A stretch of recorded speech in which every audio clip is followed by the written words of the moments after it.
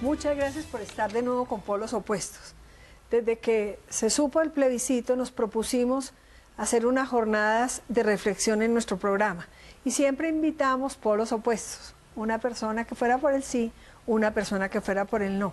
En nuestro programa pasado invitamos a Alfonso Prada, director del SENA, presidente del SENA, por Defendiendo el Sí, y al doctor Jaime Castro. Tuvimos que hacer el programa entero con el doctor Alfonso Prada, quien tuvo la oportunidad de defender el sí, y el doctor Jaime Castro, quién sabe por qué razón, no llegó, o buscando tener el programa para él solo. Hoy, por el equilibrio que hemos tenido, le corresponde al doctor Jaime Castro este programa, que es el último antes del plebiscito. Entonces, yo empiezo preguntándole por qué tengo tantos recuerdos de este constituyente del 91, del ministro del Interior, de una persona luchadora por la paz. Yo lo vi comprometido con la paz con López, con la paz de Turbay, con la paz de Belisario. Ahí hubo un interrupto después con los procesos del presidente Barco, pero en general usted ha estado muy, muy comprometido con el tema de seguridad de paz. Ayer, que se firmó el acuerdo entre el gobierno representado por el presidente Santos y las FARC, ¿usted qué sintió, Jaime? ¿Qué tuvo emoción, nostalgia? ¿Qué sintió? En primer lugar, gracias por la invitación, doctora Noemí. Es el único programa que, como usted lo destacó, hace equilibrio en la presentación de los distintos puntos de vista, porque esta campaña ha estado muy desequilibrada. Todos los factores reales de poder, tanto públicos como privados, han estado de un solo lado. Pero bien. Jaime, he sido tan víctima de ese desequilibrio que me propuse que en esta oportunidad que se me ha dado, no practicarlo. Y gracias por decirlo. Segundo lugar, yo sigo siendo, como el 99% de los colombianos, partidario de la paz. Ahora bien, lo que ocurre es que el logro de la paz a través de una fórmula política negociada no siempre es igual, obviamente. Depende del momento en el que se negocia, del contexto, de la guerrilla con la cual se conversa, de las conclusiones a que se llegue. ¿En qué momento tomó usted, Jaime, la decisión de apoyar el no? ¿En qué momento usted decide hacer campaña por el no? Un grupo de amigos, abogados, los compañeros míos, todos muy buenos juristas, yo no, decidimos leer sistemáticamente, subrayando, marcando, comentando el famoso documento Acuerdo Final de las 297 páginas. ¿Y qué le preocupó tanto ese acuerdo que lo llevara a predicar el no? A ver, doctora, en primer lugar, nosotros hemos tenido varios procesos de paz. Este no es el primero, ni es el último. No es la primera vez que las FARC organizan un partido político y participan en elecciones. Entonces también hacíamos comparaciones. Por ejemplo, recordamos de un plebiscito exitosísimo, el de 1957, que puso fin a la llamada violencia política, al enfrentamiento crudelísimo de liberales y conservadores, que produjo en una década 300.000 muertos. Ese plebiscito eran 2 páginas, redactadas por señores que sabían escribir, como Alberto Lleras Camargo y Laureano Gómez, y cualquier persona entendía lo que decían esas 2 paginitas. Aquí el esfuerzo de 297 páginas estuvo al alcance de muy pocos colombianos. Pero eso no es admirable, la metodología que se llevó a efecto. ¿No nos faltó en los otros procesos eventualmente un tema más sistemático, con una metodología más clara?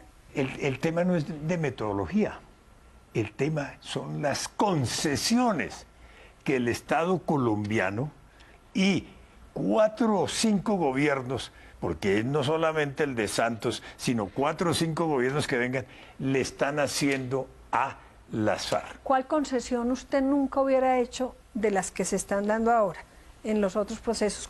¿Qué paso no habría dado usted? Varios. Como hablé de que éramos un grupo de abogados, en primer lugar, el tema de la llamada justicia transicional. Han creado una jurisdicción extranjerizada, porque sus magistrados no van a ser nombrados por autoridades colombianas, van a ser nombrados por unos compromisarios, 3 de ellos extranjeros, 3 de 5. De los 24 magistrados del Tribunal Superior, 4 tienen que ser extranjeros.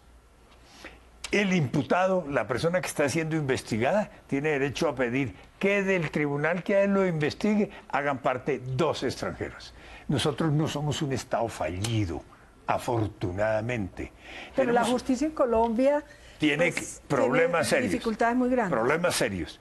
Todo el esfuerzo que está haciendo el gobierno Santos por poner en marcha esa llamada jurisdicción especial. Ahora vemos cómo va a proceder esa jurisdicción especial. Los recursos que va a invertir, ha debido utilizarlos para la administración de justicia que tenemos con serios problemas.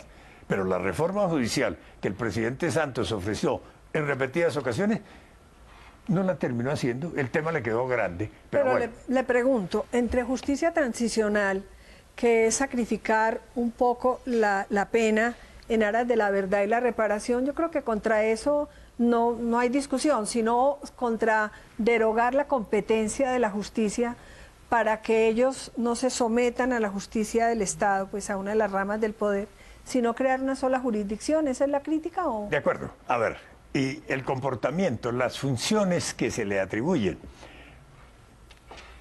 Esta jurisdicción tiene facultad para anular decisiones tomadas hace 2, 5, 10 o más años por la Corte Constitucional, por la Corte Suprema de Justicia, por el Consejo de Estado, por la Procuraduría General de la Nación, por la Contraloría General de la República. Hay un espejo retrovisor. Se puede revisar todo.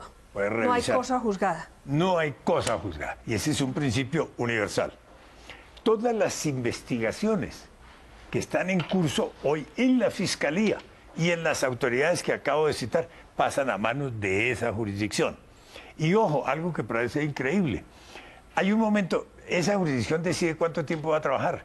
Dice, voy a trabajar 2 años, voy a trabajar 5 años, voy a trabajar 10 años. El día que considere que ya sobre el escritorio no hay más expediente, dice, bueno, termine mi tarea, cierra las oficinas y se va. Pero si un tiempo después el Congreso de la República o la Corte Suprema o el Consejo de Estado toman una decisión que los magistrados sobrevivientes, que fueron magistrados, consideran que va en contra de lo que ellos decidieron, vuelven a abrir las oficinas y dicen, venga para acá, tengo que rectificar esa decisión. Por dicho, es una mega jurisdicción, es un super tribunal. Jaime, y le voy a hacer una pregunta. ¿Algo le gusta del acuerdo? A mí del acuerdo hay algo que me parece bien positivo, que sería el mayor logro del proceso, que las FARC renuncien a su condición de organización narcoterrorista y se vuelvan partido político. Vamos a hacer una pausa y continuamos.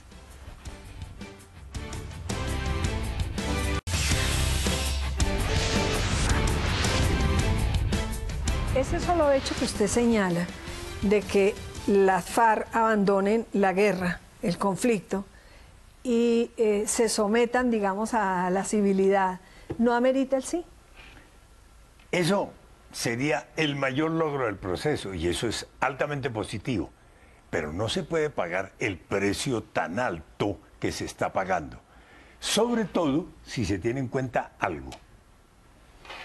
A 45 millones de colombianos nos interesa que las FARC hagan ese cambio, pero a las FARC igualmente les interesa y de pronto les interesa más que a nosotros.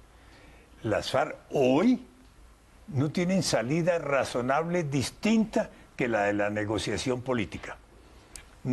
Por lo siguiente, las FARC, y algunos analistas dicen, es que no pudimos derrotarlas en 50 años, lo cual es cierto parcialmente, pero ojo, las FARC no se pudieron tomar el poder en 50 años. Y una guerrilla no se constituye para tomarse el poder en décadas. Pero las vidas que eventualmente se salven con esta decisión. No, perdón, estamos diciendo que estamos de acuerdo en esa transformación. Tiene no van a reclutar menores, no van a reclutar las damas como objeto sexual, no van a hacer asaltos, todo eso desaparece. Por eso digo, eso es lo positivo. Entonces, ¿qué es lo que le impide? ¿Qué es lo que lo llevó a usted, luchador de la paz y buscador de la seguridad, a hacer campaña por el no? ¿Qué es lo que le impide votar que sí? A mí no, a millones de colombianos. Nosotros hablamos hace un momento del plebiscito del año 57. En ese entonces, y fue un proceso de paz exitosísimo, el 95% de los votantes dijeron sí, el 5% no. Ahora la sociedad está relativamente partida en dos. Debe haber unas mayorías en una u otra dirección. ¿Por qué?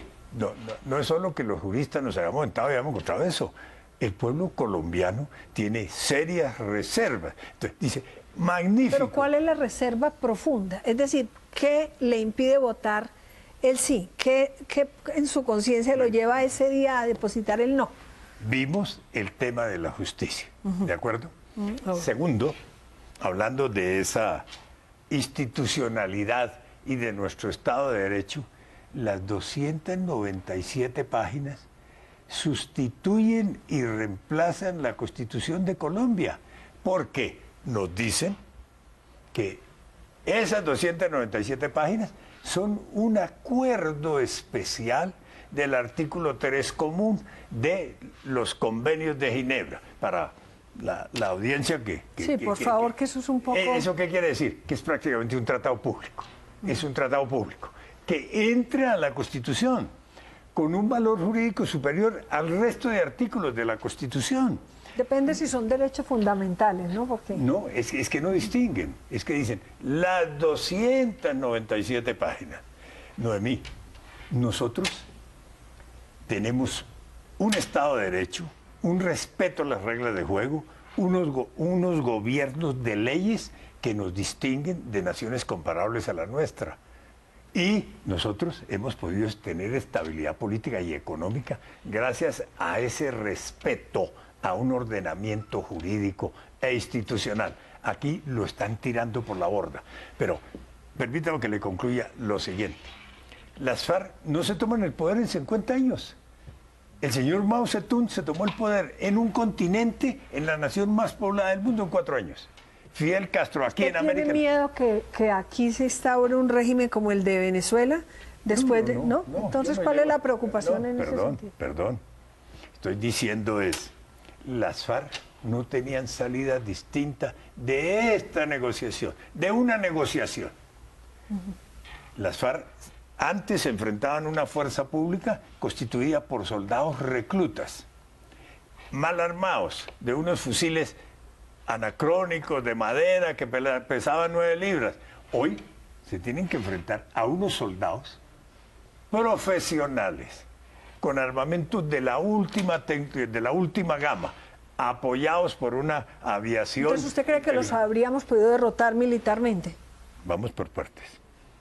Los primeros fundadores, los primeros jefes de las FARC fallecieron de muerte natural, de viejos. Sus sucesores no tuvieron esa suerte. El señor Raúl Reyes, el Mono Jojoy, el mismo Alfonso Cano. Entonces, la situación militar para ellos cambió. Yo no estoy diciendo que las FARC sean un tigre de papel, no estoy subestimando su capacidad de perturbación. Y es que el terrorismo hoy, que se llama terrorismo low cost, se hace con una persona, con una olla express y con un teléfono. Así se puede hacer. Estamos de acuerdo. No, es decir, yo advertí, es positivo que las FARC hagan esa transformación, pero a una guerrilla que tenía interés en legalizarse, en venir al mundo de la democracia, no seguir en lo que estaba, porque su situación militar era cada día menos sostenible, no tenían por qué hacerle las concesiones que se le están haciendo. Y entonces ahí le hago la pregunta de fondo. ¿Qué piensa usted si el sí llegara a ganar y todo sigue para adelante? la preocupación grande de la Colombia post-conflicto, que es como se denomina, ¿cómo va a ser? ¿Cómo va a gravitar lo que usted llama desorden institucional y todo lo que se combinó en la Colombia que usted se imagina después de este acuerdo? Que gane el sí no quiere decir que las pretensiones de ellos en la parte institucional y lo que pactó el gobierno se convierta en realidad. ¿Por qué? Tienen que llevar el tema al Congreso, como leyes, como proyectos de reforma constitucional, y hay una corte que revisa esas decisiones. Y vamos a ver finalmente qué sucede. Pero yo diría que el primer balance de prueba que se le haga a este proceso de paz no le va a ser favorable. El Estado y los gobiernos han adquirido 140 obligaciones de distinta naturaleza y no hay la capacidad administrativa, institucional y fiscal para cumplir. Al gobierno se le pregunta cuánto vale el llamado posconflicto, cuánto vale cumplir con esos compromisos y esas obligaciones. Dice, estamos haciendo los estudios y hay cifras, cada ministerio tiene cifras distintas, pero estamos hablando de billones de pesos. Y dice, bueno, está bien, puede valer tanto. Jaime, ¿Dónde están los recursos? Pero entonces a usted le preocupa el incumplimiento del convenio, es decir, que haya frustración. Que sea un fracaso. Y que sea un fracaso. De acuerdo. Pero en ese caso, si es un fracaso, pues para usted que está con el no y en desacuerdo, no es problema, porque va a seguir todo igual. Perdóneme, no se trata de tener una satisfacción de carácter personal. No se le puede dar al país una frustración en materia tan delicada por haberse equivocado en el contenido del acuerdo que se firmó. Entonces a usted le preocupa que le hagan conejo a las FARC. No, perdóneme, le hagan conejo al país. No es conejo a las FARC. Es que, perdón, doctora Noemí, cuando están diciendo el Producto Interno Bruto crecerá 2 puntos más, se acabará el narcotráfico, esto es la paz, es el fin de la guerra, vendrá la inversión extranjera, habrá empleo, vamos a poder combatir la corrupción. Parece paradójico, pero quienes estamos por el no y pedimos renegociar, no pedimos que se acabe la negociación política, pedimos renegociar el acuerdo, lo que estamos buscando es que haya un acuerdo realista, un acuerdo viable, un acuerdo aterrizado, que realmente mejore la situación actual. Y una reflexión adicional. Dijimos, este no es el primero ni el último proceso de paz. Hay que hacer uno con el ELN y el gobierno tiene interés grande en hacerlo. Si usted le concede esto a las FARC, ¿qué le va a conceder al ELN? Tiene que hagamos una pausa y casi que nos toca ir a conclusiones.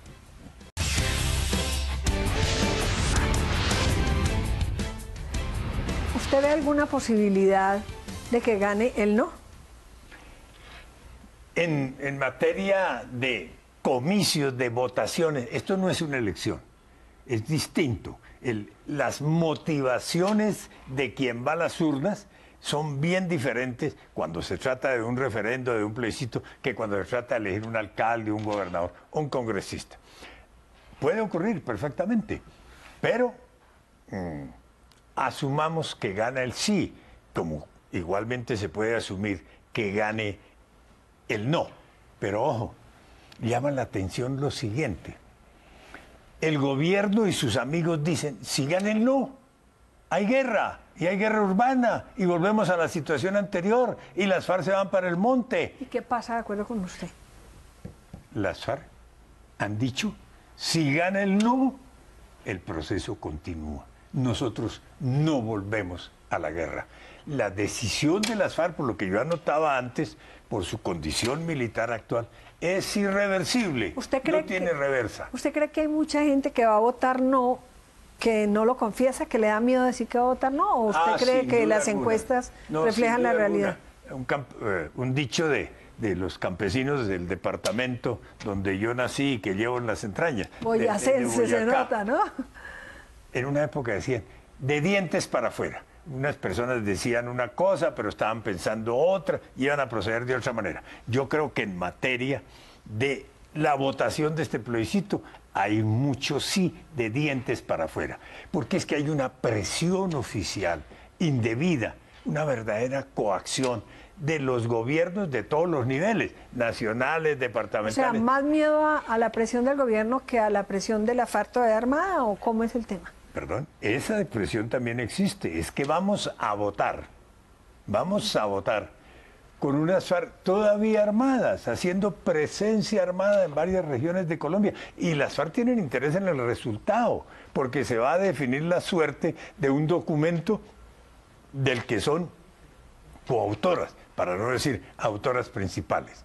Entonces, curiosamente, paradójicamente, mientras las FARC dicen, así gane el no,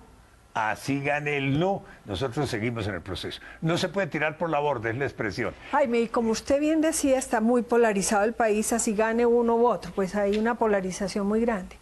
Muchos sostienen que la forma de unir los colombianos, de hacer las reformas que necesita Colombia, es a través de una Asamblea Nacional Constituyente. ¿Usted cree que después del plebiscito y este proceso venga una Asamblea Nacional Constituyente o...? La Asamblea Nacional Constituyente es una necesidad. No solo por el proceso de paz, esa puede ser la necesidad mayor, pero hay otros grandes temas que es necesario tratar en una Asamblea Constituyente. El régimen territorial. La justicia. Municipios y gobierno, la administración de justicia. Es una necesidad.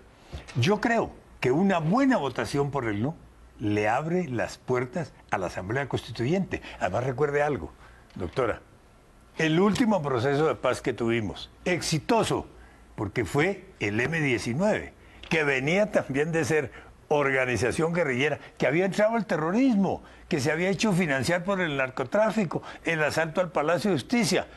Dijo, bueno, hasta aquí llegamos, se reinsertaron y han cumplido. Ese es un proceso de paz exitoso. ¿Y qué escenario tuvo ese proceso de paz para concretarse, para volver normas jurídicas, lo que era el acuerdo del gobierno de la época, de todas las fuerzas políticas, con la guerrilla nueva, no solo con el M-19, ahí hubo también una parte del EPL, hubo el Quintiname. Bueno, y querían, y Pablo Escobar también quería que hubiese Asamblea Nacional Constituyente. No, Pablo Escobar lo que estaba buscando era que se prohibiera la extradición. Pero, eso. Bueno, no, Pablo Escobar llegó a pedir la República de Antioquia, que Antioquia se separara de Colombia, porque claro, Antioquia no lo iba a extraditar, él mandaría en Antioquia, Colombia sí. No, creo que los antioqueños. Bueno. ¿Usted cree que los boyacenses son? No, los antioqueños también tenemos carácter. Bueno, pues tenemos que darle fin a este programa, porque el tiempo se nos acabó. Le doy la garantía que le di al doctor Alfonso Prada. Dígale usted a los colombianos su posición y por qué. Tengamos claro que ni el sí es la paz, ni el no es la guerra. No vamos a votar sobre la paz, ni para apoyarla, ni para proscribirla, tampoco en relación con la guerra. La Corte Constitucional lo dijo de manera muy clara. Vamos a votar sobre 297 páginas. Es un señor documento en cuanto a la extensión material. Es más, ese documento hemos debido votarlo por partes, porque a los colombianos les puede gustar el primer capítulo, bueno, el segundo, el tercero, el cuarto, sí. El gobierno inicialmente dijo que eso era lo que se iba a hacer y por eso modificó la ley de referendo. El gobierno ofreció un referendo que era jurídicamente válido, políticamente correcto, democráticamente lo aconsejable, pero cambió de tesis. Ya para despedirnos, nostalgias. ¿No hay una nostalgia muy profunda de no haber podido llegar después de tanto esfuerzo, pues que usted ha sido invitado de piedra o si lo han tenido en cuenta para ver su experiencia? ¿Ayer lo invitaron a la firma del proceso? No, pero perdón, doctora, yo tengo la satisfacción. Usted y yo hicimos parte de un gobierno que celebró un tratado de paz con las FARC, crearon un partido político, fueron a elecciones, eligieron 17 congresistas, entre senadores y representantes. Eso, tiempo después, se fue al traste porque Hubo unas fallas de parte del Estado, de los partidos políticos igualmente. Y luego, la constituyente del 91, yo fui miembro de la Asamblea Constituyente del 91, que acabamos de decir, era el escenario de la paz. Además, a estas horas de la vida, cuando ya peino canas, no tengo derecho. Y los liberales que están mayoritariamente promoviendo, los líderes, promoviendo el sí, ¿lo califican usted de uribista por el no o cómo es el tema? Me tiene sin cuidado de que me califiquen. Y yo creo que esta no es una votación de partido. Ese es el error del gobierno y de los partidarios del sí, que pusieron la campaña en manos de los partidos, en manos de una clase política desprestigiada. Yo creo que ahí cometieron un error. El no es un voto cívico, es un voto independiente. Me decían unos parlamentarios la otra noche, nosotros, para movilizarlos del sí, necesitamos recursos, necesitamos contratar buses, necesitamos contratar papayera y botella de ron. Ustedes, los que defienden el no, se sientan a esperar que vaya un ciudadano independiente que se levanta, no espera que le manden el jeep, el carro. Él dice, no, yo voy a votar no, porque considero que debo votar no. Bueno, muchísimas gracias, doctor Jaime Castro, y sobre todo a ustedes televidentes. La conciencia de cada uno, la reflexión, lo que le parezca que le conviene al país, el voto tiene que ser personal, sin miedos a ninguna de las partes, ni a la presión de la propaganda, ni a las influencias de ninguna índole. Porque en la urna tenemos que ser cada uno de nosotros con nuestra conciencia. Muchas gracias y creo que hemos contribuido en la labor pedagógica como le agradezco que usted lo dijera, sin desequilibrios, porque esa parte no es democrática. Muchas gracias.